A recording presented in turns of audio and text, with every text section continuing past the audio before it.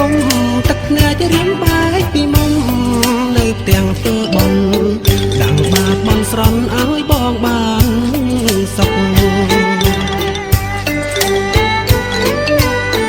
មើលថាកូនដងខ្លួនលុបមុខដាក់មុងឲ្យគេក្រោកពីដេកញ៉ាំបាយទៅរៀន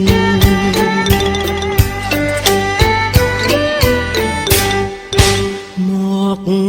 ដល់ដីថៃថ្ងៃត្រង់ក្តៅងំកម្មករញែកក្រុមចែកងារតាមលំអានរបងមេកា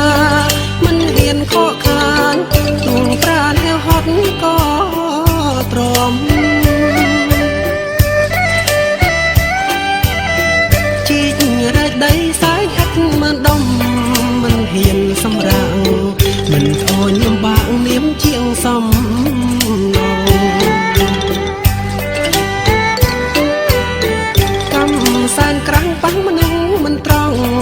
គេបោកទាំងស្រុងហើយកែសំណងចិត្តចោលអាប់ព្រៃ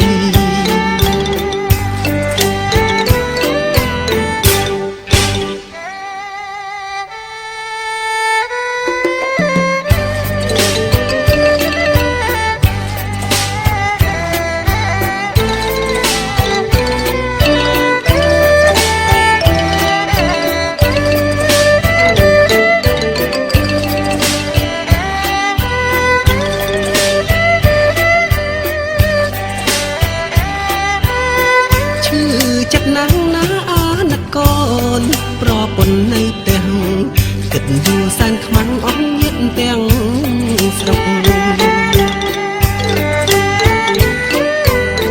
គេ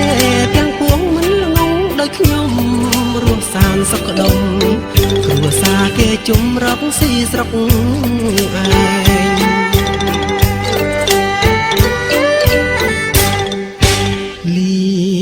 ហើយដីថៃថ្ងៃណាក៏ទុកមិនដែលផ្ដល់សុខឲ្យខ្ញុំព្រោះដីគេខំដីខ្មែរសុខំអូមឋាននរមធ្លាប់រួមជុំញាតផៅ